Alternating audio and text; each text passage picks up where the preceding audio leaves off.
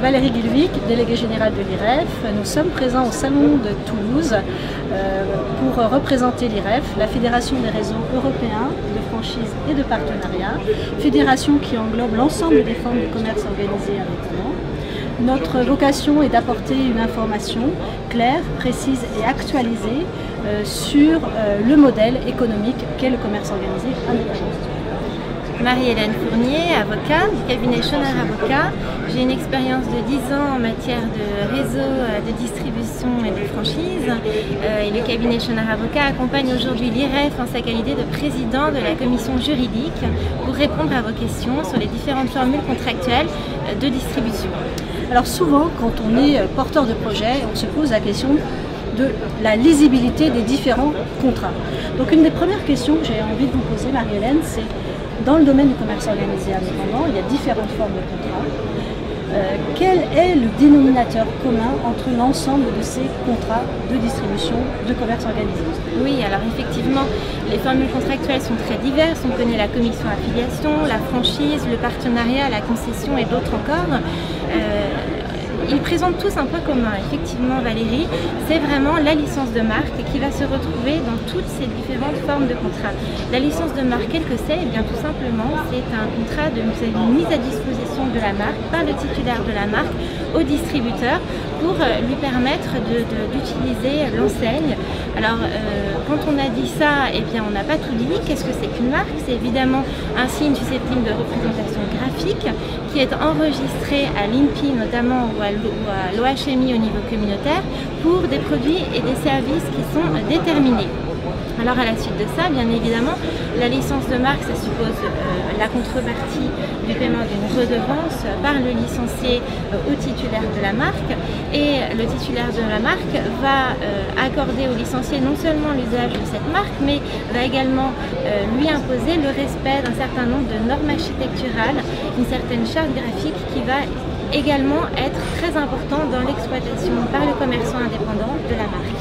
Alors est-ce que cela veut dire qu'une des premières choses qu'il faut vérifier quand on est porteur de projet et qu'on est intéressé par un réseau, c'est si ce réseau dispose véritablement d'une marque et s'il a fait le nécessaire pour que cette marque soit protégée? Et effectivement, une marque, elle peut exister uniquement par l'usage, mais ça ne suffit pas. Pour avoir un véritable titre juridique, il faut vérifier l'existence de l'enregistrement de la marque auprès notamment de l'INPI, l'Institut national de la propriété intellectuelle. Et alors, encore une fois, le concédant ou alors le titulaire de la marque n'est pas forcément le co-contractant du commerçant, mais il faut en tout cas qu'il puisse avoir le droit d'exploiter cette marque et d'en accorder l'exploitation, la sous-exploitation au commerçant indépendant qui va lui utiliser l'enseigne. Donc quand on parle de redevance d'exploitation, on parle évidemment du droit d'user de cette marque, mais également le droit d'exploiter cette marque. Alors est-ce qu'on doit le faire systématiquement dans un territoire défini? Et est-ce que c'est le franchiseur ou est-ce que c'est l'affilié qui définit ce territoire sur lequel il a envie d'utiliser cette marque? Vous avez tout à fait raison, c'est un point très important de la licence de marque. En général, la licence de marque, pour qu'elle puisse effectivement présenter un véritable avantage concurrentiel pour le co-contractant, pour le commerçant, elle doit être concédée sur un territoire exclusif, c'est-à-dire un territoire sur lequel le commerçant va être le seul à exploiter la marque.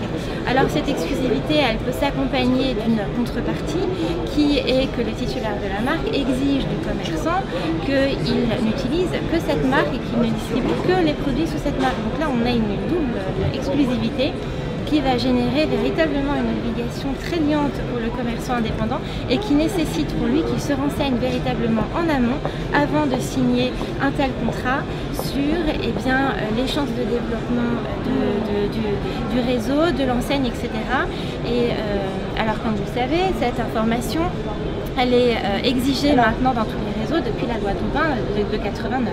Alors Marie-Hélène, quand on parle et quand on dérive, comme vous l'avez exprimé très clairement, de la licence de marque vers cette notion de quasi-exclusivité, j'entends derrière ces mots la notion de contrat de franchise.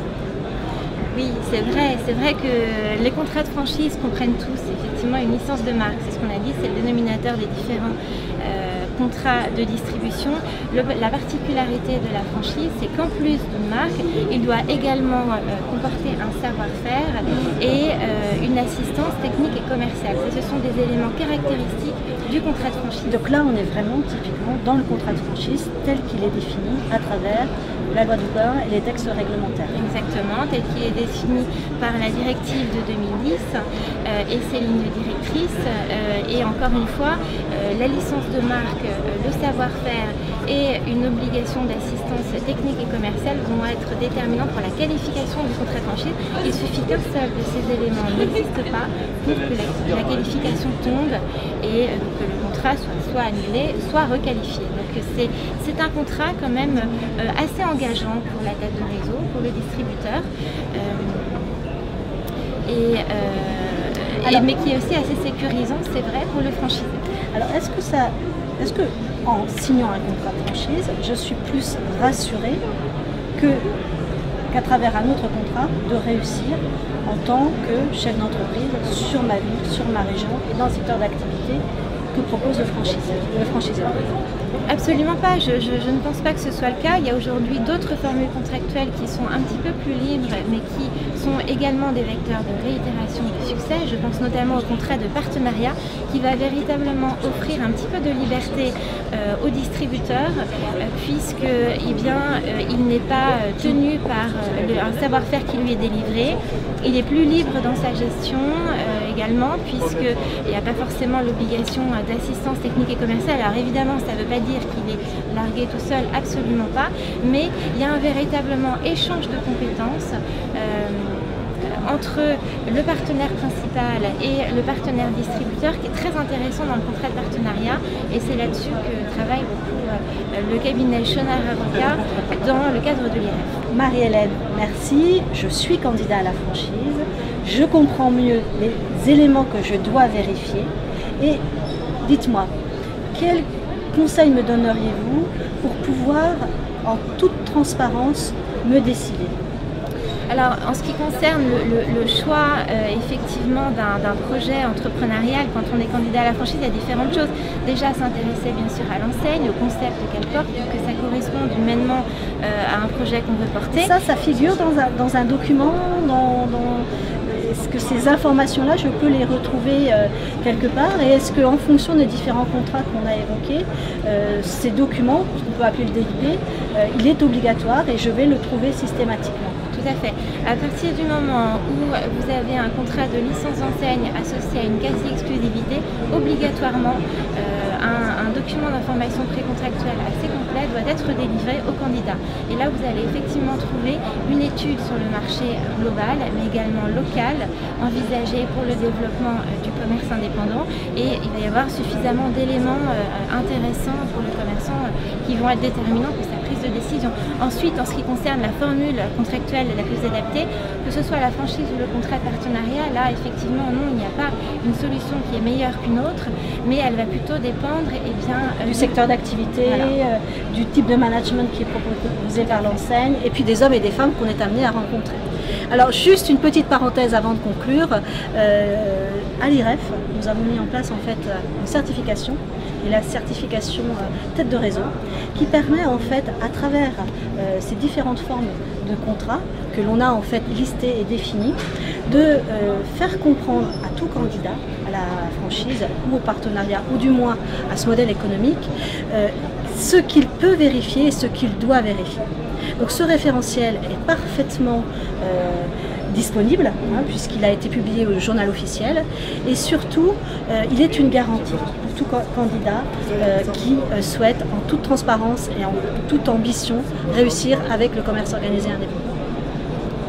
Rendez-vous donc sur le site de l'IREF pour plus d'informations, pour vous accompagner à porter votre projet entrepreneurial avec l'IREF.